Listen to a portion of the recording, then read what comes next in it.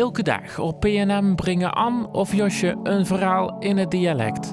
Herkenbaar, verrassend en het zit zich aan het denken. Vandaag het verhaal met de titel Verse sperjes. Zij het beloofd aan de vakantiebekenden van vorig jaar zomer. In de sperjestijd kom ik doorop en breng voor u verse sperjes met. Voor de eerste keer van haar leven was ze gans alleen naar Griekenland gegaan. Get schouw, onwennig, dat wel. Maar eenmaal op dat Griekse eiland kreeg ze al heel gauw aankelling.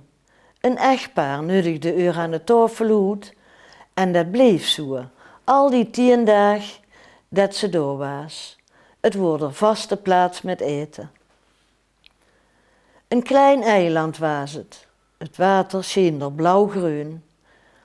En de houten woningen waren voor de voet in zoget dezelfde kleur geverfd. Volop zon en compagnie. Wat wil ze nog meer? Ook de kamer die ze kreeg was proper. De douche en het huisje moesten samen met anderen van dezelfde etage delen. Maar wat kost dat schillen? Alleen dat grootbed midden in de kamer. Als vanzelf dacht ze terug aan vakanties met Gerard. Een lome vrijpartij in de middag. Een glaasje wien erbij. En als de ergste hitchboete voorbij was, lekker gaat hangen op het strand. Maar nou moest ze doorpakken. Ze namen een lauwe douche en trok zich een nogal sexy zomerkleedje aan, met zongermouwen. Behalve over de slappe bovenarm was ze heel content over zichzelf in de spiegel. Vooral de open schoen in helgeel leer, die deden het goed bij dat kleedje. De bloemenprint, daar zat dezelfde kleur in. Een lint losjes in de haar en natuurlijk de zonnebril. Zo zocht ze tegen etenstijd het terras op. Aan het barretje trok ze eerst maar eens een rookgordijn op. Bestudeerde het plastic fort hoe het menu opstond. Maar volgens de ober mocht ze zichzelf bedienen aan het buffet. Niet nadat hij een flinke cocktail voor haar gemixt had, met veel bombaren en bij. Met een dikke olief er middenin, die ze er gelijk goed visde. Oliven vonden ze vies. Wie ze daar tussen de andere gasten stond, met een volgelaaide telder, inktvisringen, vis, garnalen en sla met oeien en tomaat, wingde een vriendelijke meneer en maakte een uitnodigend gebaar naar haar. De vrouw tegenover de mens sprak gewoon Nederlands en zag dat ze er maar gezellig bij moest komen zitten. Het was een stel uit Gent, tegen Nijmegen aan. Echt leuke mensen. En nou was de sperjestijd door. Ze belden met de mensen uit Gent wanneer het uitkwam dat ze op bezoek kost komen, met sperjes. En dat ze niet geen alleen zo'n stuk reed of ze een vriendin met mocht brengen. Ze kocht een kilo AA-sperjes, vingerdik en kersrecht. Deze zorgvuldig schilde en in een vochtige handdoek draaide. Voor zichzelf nam ze nog een kilo van stukken, die maar €3 de kilo kostten. Dit smaakte even lekker. Voor na de reis, samen met haar vriendin, dan hij ze het aan hoe nog wat. Deze zaterdag haalden ze Nelleke op en gingen nog even bij haar broer neven, om de tomtom goed in te stellen. De broer stond op het punt van weggaan, dus nog alleen een hoost tikte hij het adres van uw stukje papier in de navigatie, voor alle zekerheid. Eenmaal op weg kletste ze aan één stuk die twee. Ze hoefde gar niet op weg te letten, dat wees zich vanzelf.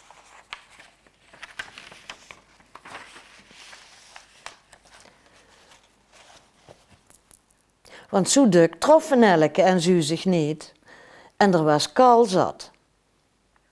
Onderwegens vertelde Nelleke over haar nieuwe vrijer, de zoveelste.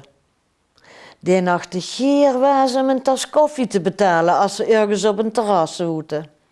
Ach, Nelleke, hij lichtte geduns met die manslui.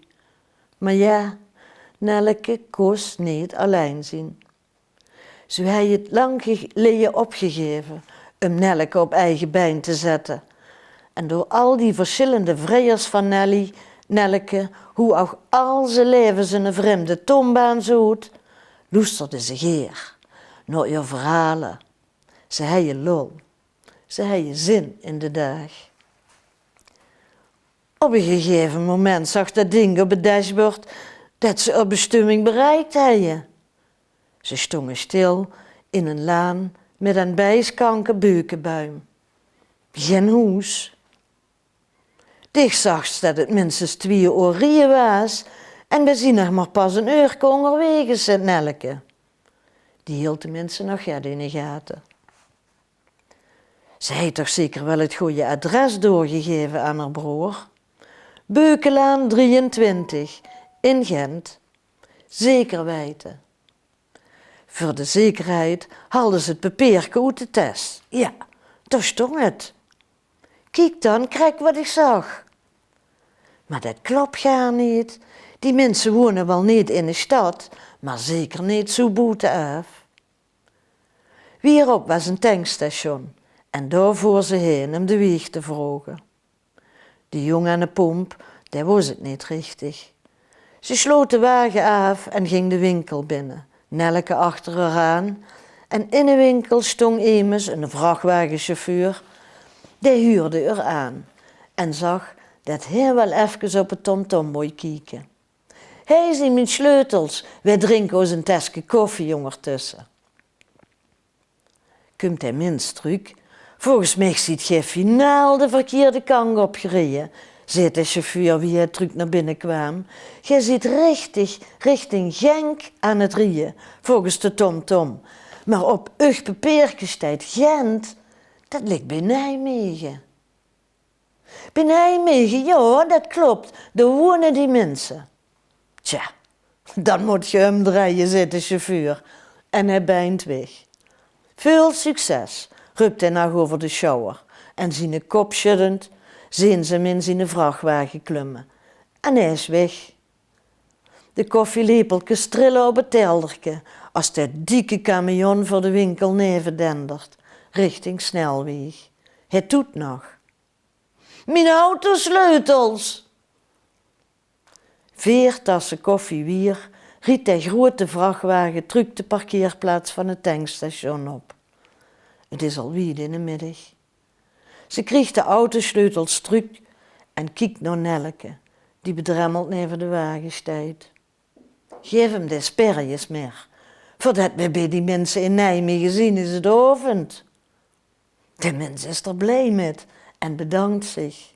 Nee, jij ziet bedankt. Beteuterd stappen ze weer in de wagen en ze toetst toes op het tomtom.